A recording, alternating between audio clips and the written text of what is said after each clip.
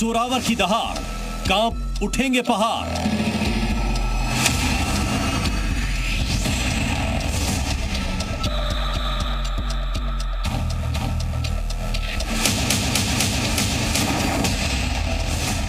मैदान में बाहुबली, सरहद पार खलबली।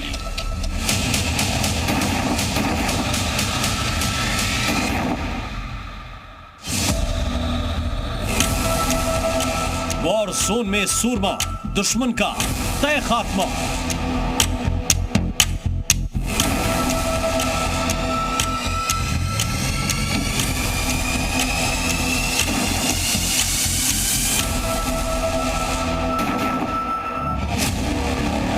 एलएसी पर नई ताकत, ड्रैगन को घबराहट। नमस्कार, मेरा नाम है राम और अब वक्त है रक्षा से जुड़े स्पेशल प्रोग्राम युद्ध 3.0 का। युद्ध 3.0 में आज हम बात करेंगे भारतीय सेना को मिलने जा रहे एक नए हथियार की, जिसका नाम है जोरावर। जोरावर की एंट्री से चीन में खलबली मची हुई है। चीन में खलबली इसलिए क्योंकि इसकी तैनाती एलएसी पर होने जा रही है। कैसे जोरावर युद्ध के मैदान में निर्णायक भूमिका निभा सकता है, आज युद्ध 3.0 में बात इसी पर करेंगे।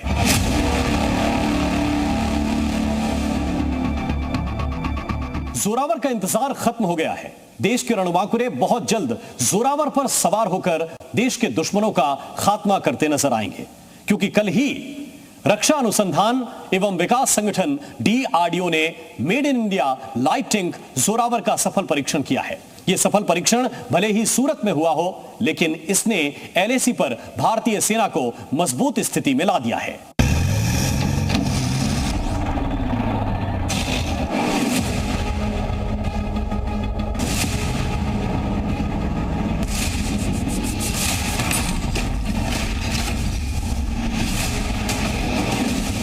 उसकी आहट भर से दुश्मन मैदान में थरथरा जाएगा।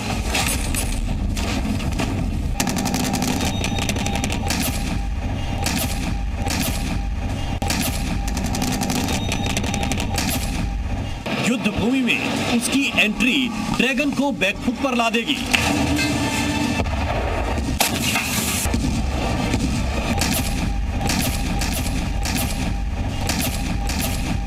वो पहाड़ों को चीरकर दुश्मनों को चारों खाने चित्त कर देगा।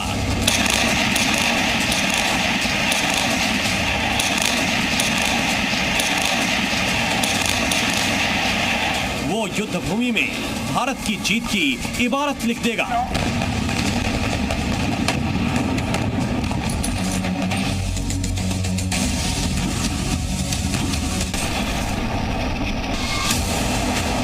जोरावर, जिसके नाम का मतलब ही बलवान और शक्तिशाली हो, भला युद्ध मैदान में उसकी ताकत पर कोई संदेह कैसे कर सकता है।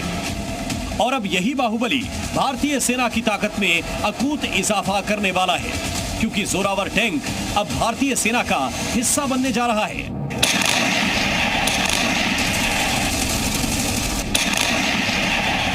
हाई एल्टीट्यूड इलाकों के लिए लंबे समय से सेना में हल्के टैंकों की जरूरत महसूस की जा रही थी, और अब भारतीय सेना की ये मांग जल्द पूरी हो जाएगी, जब लाइट वेट टैंक जोरावर भारतीय सेना में शामिल हो जाएगा।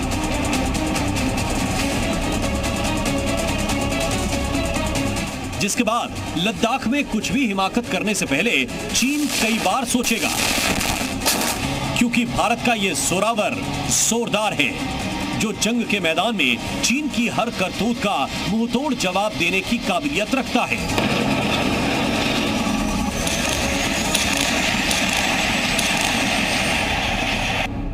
साल 2020 में एलएसी पर चीन के टैंकों के सामने जब भारतीय T-72 और T-90 टैंकों ने मोर्चा संभाला, तो उस वक्त चीन को अपने पैर पीछे खींचने पड़े थे।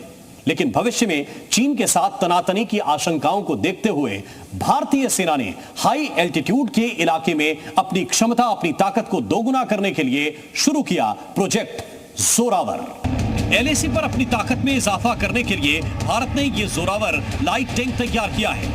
ये टैंक हाई एल्टीट्यूड यानी ऊंचाई में काम करने में सक्षम है। इसे एक जगह से दूसरी जगह आसानी से ले जाया जा सकता है। लद्दाख में चीन से लगती सीमा के पास इसकी तैनाती होगी। खास बात यह है कि Zorawar made in India tank है, जिसे डीआरडीओ ने L&T के साथ मिलकर तैयार किया है। खास बात यह भी है कि इसे केवल 2.5 साल के अंदर तैयार किया गया है और जल्द ही लद्दाख में भी इसके ट्रायल शुरू हो जाएंगे। डीआरडीओ ने कल ही गुजरात के हजीरा में अपने लाइट बैटल टैंक जोरावर की झलक दिखाई। LAC पर जोरावर भारत की ताकत में अकूत इजाफा करेगा, जो दूसरी तरफ से डिफेंस सेक्टर में आत्मनिर्भर भारत का प्रमाण भी है। जोरावर टैंक का वजन सिर्फ 25 टन है। 3 लोग मिलकर इसे ऑपरेट कर सकते हैं। इसे हाई एल्टीट्यूड से लेकर आइलैंड तक में तैनात किया जा सकता है। ये टैंक हमलों के समय खुद को बचाने और हमला करने में ज्यादा सक्षम होगा।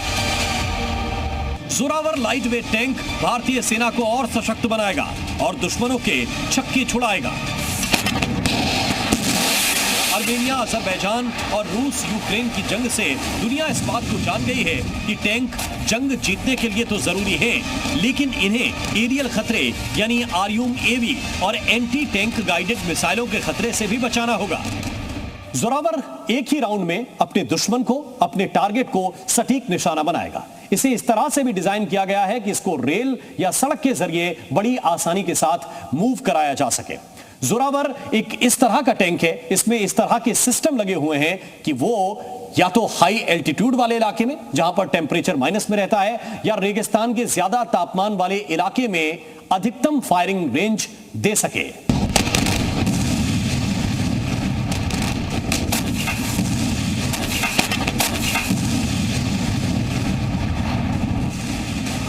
दुनिया के कई देश हल्के टैंक बना रहे हैं, जिनमें पश्चिमी देशों के साथ साथ रूस और चीन के टैंक शामिल हैं। लेकिन अब भारत भी जोरावर के जरिए लाइट वेट टैंक बनाने वाले देशों की फहरिस्त में शामिल हो गया है। खुद कम से कम सिक्योरिटी के मामले में आत्मनिर्भर रहना बहुत ज़रूरी है, क्योंकि सप्लाई चेन जो है देख रहे हैं कैसे यूक्रेन और रूस के बीच में लड़ाई हुई, सप्लाई चेन दिक्कत आती है। इसराइल का सप्लाई चेन में दिक्कत आएगी। रेड सी में आपने देख ही लिया कि किस प्रकार से डाइवर्शन लेने पड़ते हैं। सो ये इस सारे चीज़ों को देखते हुए और एक नया वर्ल्ड ऑर्डर जो उभरेगा उसको देखते हुए मुझे लगता है हम लोगों को कम से कम डिफेंस के मामले में आत्मनिर्भर होना जरूरी है, जिसके लिए हम लोगों ने प्रयास शुरू कर दिए हैं। माना जा रहा है कि जोरावर को चीन के कम वजन के टैंक ZTQ टाइप 15 के मुकाबले के लिए तैयार किया गया है।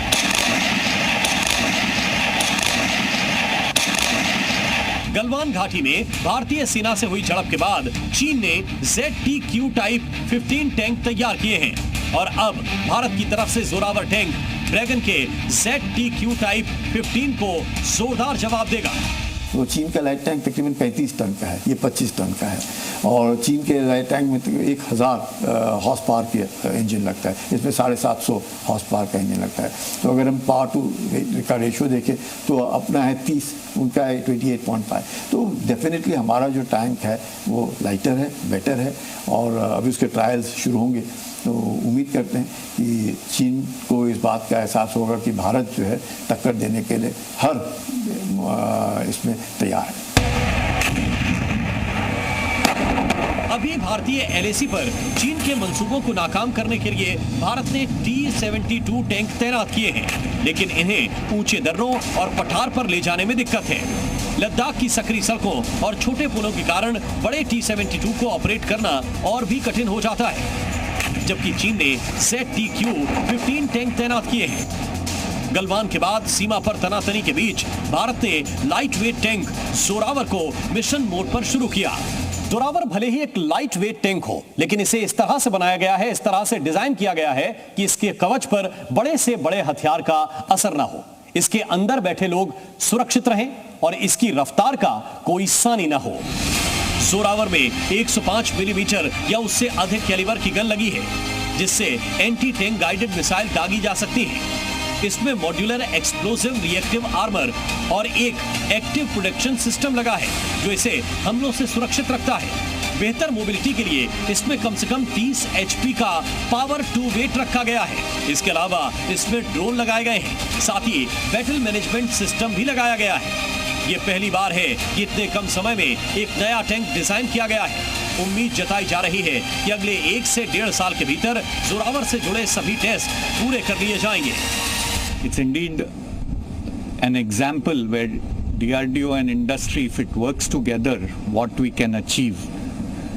In a short period of 2 years to 2.5 years, we have not only designed this tank, but made a first prototype. And now the first prototype will undergo development trials over the next 6 months.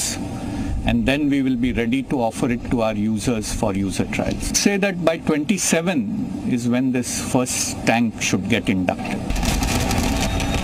जहां बड़े और भारी tank पठार और पहाड़ों पर संघर्ष करते हैं, तो वहीं लाइट वेट टैंक पहाड़ी इलाकों में ऑपरेशन के लिए बेहतर है। अभी एलएसी पर तैनात भारत के सभी टैंकों का वजन 43 टन से अधिक है और वे उच्च ऊंचाई वाले अभियानों के लिए नहीं बने हैं, जबकि लाइट टैंक ऊंचाई वाली विषम परिस्थितियों में भी ऑपरेशनों के लिए मददगार साबित होते हैं। कई सालों से भारतीय सेना इन लाइट वेट टैंक की कमी महसूस कर रही थी, लेकिन अब सेना का ये इंतजार जोरावर के जरिए खत्म हो रहा है। 2.5 साल में तैयार लाइट वेट टैंक जोरावर 2.5 साल बाद एलएसी पर तैनात होगा और ये नया बाहुबली सरहद पर T-72 और T-90 टैंकों की जगह ले लेगा। भारत के इस नए बाहुबली का नाम जोरावर रखने के पीछे भी दिलचस्प कहानी है। डोगरा शासक महाराजा गुलाब सिंह की फौज के सबसे काबिल जनरल थे जनरल जोरावर सिंह। वो जनरल जिन्होंने खून जमा देने वाली ठंड में भी लद्दाख और तिब्बत को फतेह किया था। 180 साल पुरानी इस घटना, इस युद्ध से प्रेरणा लेते हुए भारतीय सेना हर वर्ष 15 अप्रैल को जनरल जोरावर सिंह दिवस मनाती है और ये प्रण लेती है कि चाहे मुश्किल कितनी भी हो, चुनौती कितनी भी बड़ी हो, सरहद की सुरक्षा के लिए हर चुनौती पार की जाएगी। जोरावर के नाम और इसकी तैनाती से ही साफ है, ये चीन को हद में रखने का कड़ा संदेश है। अब तक भारतीय सेना ने 59 जोरावर टैंकों का ऑर्डर दिया है। सेना की तरफ से लगभग 295 लाइट वेट जोरावर की डिमांड है, ताकि एलएसी पर चीन के खतरे का मजबूती से सामना किया जा सके। आमतौर पर 3 तरह के टैंक होते हैं। वजन के आधार पर टैंक की 3 कैटेगरी है: भारी टैंक, मध्यम टैंक और हल्के टैंक। हर एक की अपनी भूमिका है। एक डिफेंस के लिए है तो दूसरा अटैक के लिए। हल्के टैंक को डिफेंस और अटैक के बीच की कड़ी माना जाता है और जोरावर भारत की सुरक्षा के लिए इसी कड़ी का हिस्सा है। भारतीय सेना के पास इस वक्त T-72 सीरीज और T-90 सीरीज के युद्धक टैंक हैं, जिनमें अजेय भीष्म टैंक प्रमुख है, लेकिन इसका वजन 43 टन है, जबकि नवनिर्मित लाइट टैंक जोरावर का वजन सिर्फ 25 टन है। जोरावर लाइट वेट टैंक है, जिसे भारतीय सेना के लिए लद्दाख जैसे हाई एल्टीट्यूड इलाकों में बेहतर क्षमता प्रदान करने के लिए डिजाइन किया गया है। जोरावर को हल्का, चलने में आसान और हवा से परिवहन योग्य बनाया गया है, जबकि इसमें पर्याप्त मारक क्षमता, सुरक्षा, निगरानी और संचारक क्षमताएं भी हैं। लेकिन सवाल उठ रहे हैं कि सैन्य मोर्चे की तरह ही डिप्लोमेटिक मोर्चे पर भारत चीन के साथ आक्रामक क्यों नजर नहीं आ रहा है। विदेश मंत्रालय की तरफ से लगातार बातचीत के जरिए विवादों को दूर करने की बात कही जा रही है। एलएसी के ऊपर मिलिट्री रूप से भारत क्लियर कट चाइना को जवाब दे रहा है, पुशबैक दे रहा है। 1, परंतु जो डिप्लोमेसी का दायरा है, उस दायरे में भारत की सरकार अपने सोचे समझे शब्दों का इस्तेमाल करती है। तो क्या भारत और चीन सीमा विवाद में चुनौती डिप्लोमेटिक लेवल पर है? क्योंकि गलवान की घटना के बाद से ही सैन्य मोर्चे पर तैयारी जोरदार है। भारत लगातार अपनी तैयारियों को रफ्तार दे रहा है। एलएसी पर सैन्य इंफ्रास्ट्रक्चर के साथ साथ सीमावर्ती गांवों को भी सक्षम बनाने की मुहिम तेज है। एक तरफ Zorawar light weight tank Ladakh में भारत की ताकत में जबरदस्त इजाफा करने वाला है, लेकिन एलएसी के दूसरे कोने पर भी कम तैयारी नहीं है। अभी हाल ही में सिक्किम में भारत ने एंटी टैंक गाइडेड मिसाइल का सफल परीक्षण किया। संदेश की यह गूंज सीमा पार चीन तक पहुंच चुकी है। जब भारतीय सेना की त्रिशक्ति कोर के सूरमाओं ने 2 महीने पहले नई एंटी टैंक गाइडेड मिसाइल का परीक्षण किया था। पूर्वी कमान की मिसाइल फायरिंग टुकड़ियों ने सिक्किम में चीन की सीमा के करीब 17,000 फीट की ऊंचाई पर मिसाइल टेस्ट कर ड्रैगन को 2 टूक संदेश दिया। अभ्यास के दौरान युद्ध के मैदान के हालात को देखते हुए विभिन्न प्लेटफॉर्म्स पर लाइव फायरिंग की गई।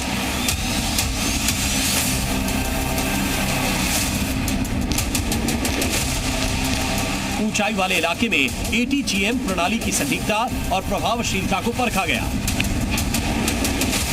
सेना के मुताबिक इस अभ्यास में ATGM टुकड़ियों ने बेजोड़ घातकता के साथ दुश्मन के बख्तरबंद खतरों को बेअसर करने की क्षमता का प्रदर्शन किया। बॉर्डर पर एंटी टैंक गाइडेड मिसाइल की तैनाती भारत के लिए क्यों अहम है, इसके लिए आपको इसकी खासियत जाननी होगी। इसका वजन करीब 14 किलो 600 ग्राम है। इसका वॉरहेड यानी हथियार, जिसे 9N131 हीट कहते हैं, वो 2.7 किलो का होता है। ये हथियार टैंक से छूते ही फट जाता है। इसकी अधिकतम गति 680 फीट प्रति सेकंड है। सामान्यतः इसकी रेंज 75 मीटर से लेकर 4 किलोमीटर होती है। ये मिसाइल जमीन पर स्टैंड लगाकर या BMP वाहन से भी लॉन्च की जा सकती है। ये किसी भी टैंक या बख्तरबंद वाहन को उड़ा सकती है। कामयाब टेस्ट के बाद जब ये नई मिसाइल सेना को मिलेगी तो इसे चीन के साथ लगी 3,488 किलोमीटर की वास्तविक नियंत्रण रेखा पर तैनात किया जाएगा। जोरावर से लेकर anti tank guided missile test की तस्वीरें भारत के बदले तेवर और बढ़ती ताकत का नमूना है।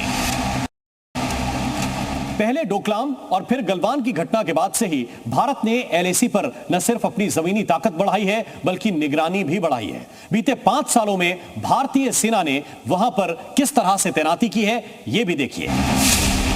भारत ने अंबाला एयरबेस में राफेल लड़ाकू विमान तैनात किए हैं। सीमा पर चीन और पाकिस्तान को माकूल जवाब देने के लिए S-400 air defence missile system खरीदा है। सीमा से महज 25 किलोमीटर के भीतर लद्दाख में अपाचे हेलीकॉप्टर तैनात किए हैं। इसी साल भारत ने अग्नि 5 मिसाइल लॉन्च की, जिसकी रेंज 5,000 किलोमीटर है, जो चीन को अपनी जद में लेने का दम रखती है। इसके अलावा चीन की घुसपैठ रोकने के लिए सीमा पर ड्रोन की तैनाती भारी संख्या में की गई। वहीं LAC पर भारतीय सैनिकों की संख्या में काफी इजाफा किया गया।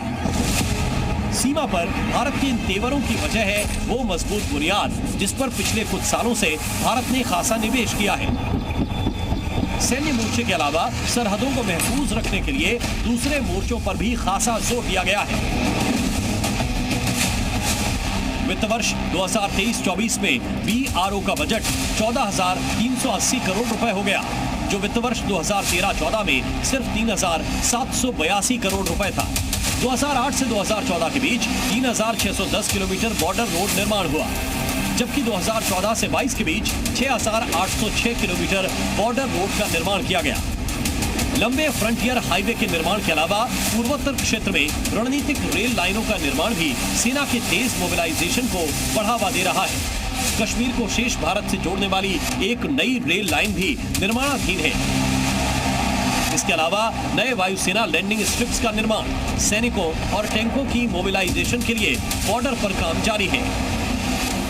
सुरक्षित सरहद मजबूत देश की बुनियाद है और इसलिए इतिहास के बुरे अनुभवों से सीखकर भारत भी अपनी सीमा को मजबूत कर रहा है। और इसके लिए भारत न सिर्फ धन बल्कि मानव संसाधन पर भी बड़े निवेश कर रहा है और सीमा को मजबूत बनाने के लिए हथियार भी तैनात कर रहा है।